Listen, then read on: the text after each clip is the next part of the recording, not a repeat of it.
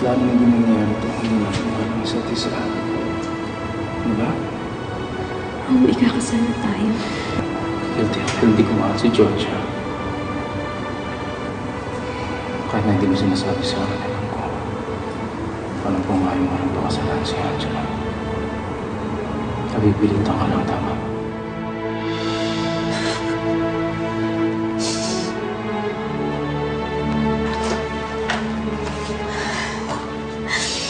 Emma? Angelo, I'm sorry.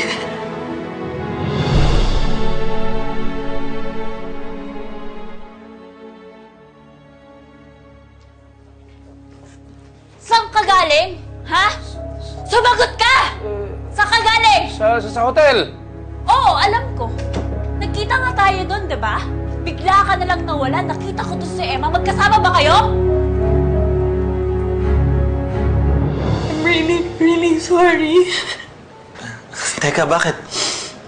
Bakit ka nagsasorry? May nangyari bang masama? Anong nangyari? Teka, tapos na ba yung bachelorette party mo? Anong nangyari? Wala. Naisip lang kita.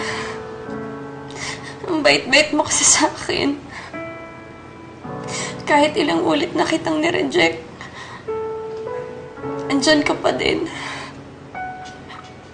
At kahit paulit-ulit na kitang nasaktan, hindi mo pa rin ako iniwan.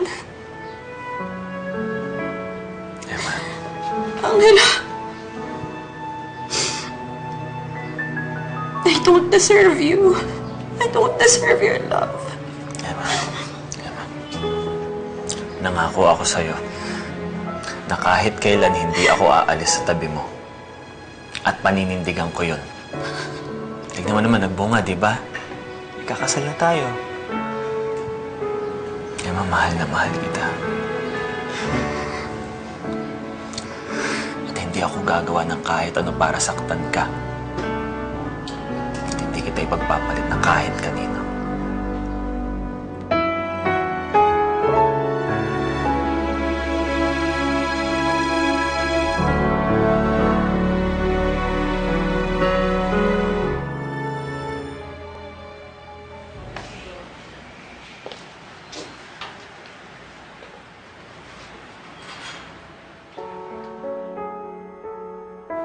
Alam kong gusto mong magbalikan pa kami ng daddy mo at mahal na mahal ko pa rin siya. Pero mali na anak eh, maling-mali.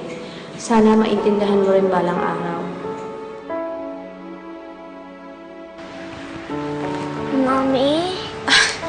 Austin, go back to sleep. Chine-check lang kita. Mami, nakita po ba kayo ni Daddy? Talaga po, Mami? Sinabi niya na love ka pa niya? Kasi yun po ang sabi niya sa akin. I told my classmate na magkakabalikan kayo. Kasi sabi nila hindi daw buo ang family natin.